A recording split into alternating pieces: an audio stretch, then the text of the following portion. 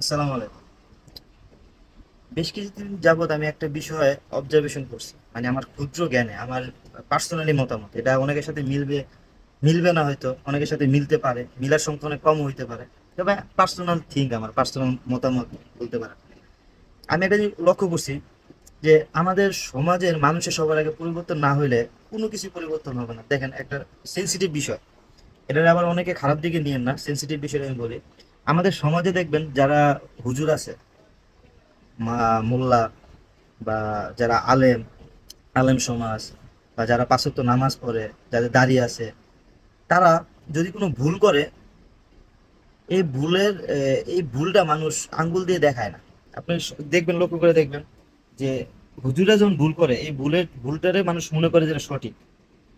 তো একটা কথা হচ্ছে, মানুষ ভুলের ঊর্ধ্বে না, ঠিক আছে? হুজুররা যে ভুল করবে না এরকম কোনো, মানে ভুল যে করতে পারে না এটা তো ঠিক না। মানুষ, আমরা হিউম্যান, মানুষ মানে ভুল হইতেই পারে, মানুষ মানে ভুল হবে। সেদিন ওই যে আমাদের পিসাব সায়েন্টিস্ট পীর কাজী ইব্রাহিম একটা বক্তৃতা দেখলাম যে ডক্টর ইউনূস নিয়ে অনেক কথা বলছে। এখন তো এটা এটা নিয়ে কি মানুষের কোনো, মানে কোনো হুজুর বা উনার উনার সমাজেরই যেসব লোক বা উনার এই আলেম সমাজে কেউ কি বিরোধিতা করছে? কোন দেখছেন? দেখেন, আজকে যদি এই জায়গায় যদি অন্য কোনো একটা লোক বলতো, তাহলে বাংলাদেশে কেয়ামত লেগে যেত। কিন্তু উনার বেলা লাগে নাই। কেন লাগে নাই? কি জন্য লাগে না, এই জিনিসটা আমি বুঝি না। যে মানুষ সবসময় ভাবে যে হুজুররা ভুল করতে পারে না, হুজুররা ভুল হতে পারে না। তা আমি ফেসবুকে একটা পোস্ট দিছিলাম, পোস্ট দেওয়ার পর একজনে বলতেছে এগুলা বুঝার মতো মেন্টালিটি সবার নাই। এটা যে কোন অ্যাঙ্গেলে বলছে এটা বুঝতে হবে। আরে ভাই, কোন অ্যাঙ্গেল মানে কি?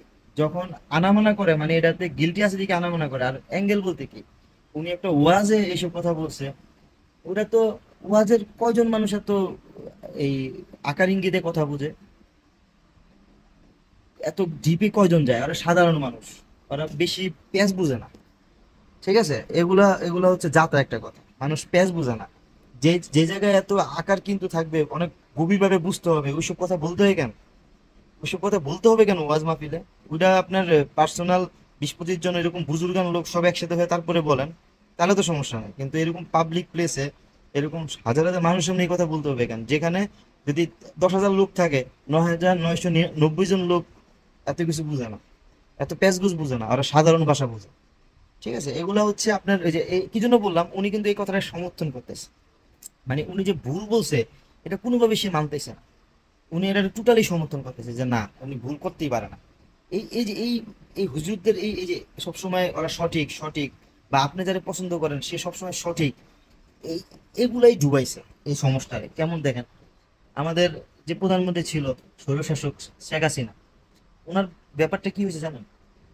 উনি দম্ভিকতা, মানে অহংকার করতে করতে এমন একটা পর্যায়ে চলে গেছে যে উনি দেখে, উনি যা বলে তাই ওকে, যেটা বলে সেটাই ওকে। মনে করেন একটা মন্ত্রিসভা একটা কোনো কিছু হইতেছে, বলতেছে এটা করতে হবে, সাথে সাথে সবাই আশেপাশে জি ম্যাডাম, জি আপা, আপনি যা বলছেন তাই ঠিক, তাই ঠিক।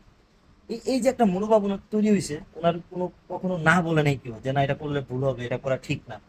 এই যে এই মনোভাবটা ওনারা ধ্বংস করে দিচ্ছে, ওনার দলটারে ধ্বংস করে দিচ্ছে। আজকে যদি সবাই না করতো যে না এই কাজটা করলে এটা খারাপ হইতে পারে, এই কাজটা করলে এটা ভুল হইতে পারে, তাহলে কিন্তু উনি এত খারাপ হইতো না।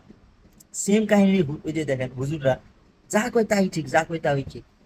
ওনার সমাজের লোক বিরোধিতা করে না, বা ওনার যেই আলেম ওলামারা যারা আছে তারাও ওইভাবে কথা বলে না। তো উনি তো বুঝবো যে আমি যা বলি তাই ঠিক, এই যে একটা দাম্ভিকতা চলে আসবে, এটা চেঞ্জ করতে হবে। এটা চেঞ্জ না করলে কখনো উন্নত, মানে মানসিকভাবে আমরা, সবার আগে মানসিকভাবে উন্নত হইতে হবে। সমাজ উন্নত করতে হলে আগে মানুষের উন্নত হইতে হবে, মেন্টালিটি উন্নত হইতে হবে।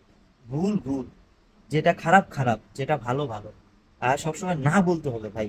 যদি না বলেন, না বলা না শিখেন, সবসময় আপনার উপরে একটা স্যার আছে, সবসময় বলবেন ইয়েস স্যার, ইয়েস স্যার, যা বলবো তাই সঠিক, তাইলে আপনার সমাজ কখনো চেঞ্জ হবে না।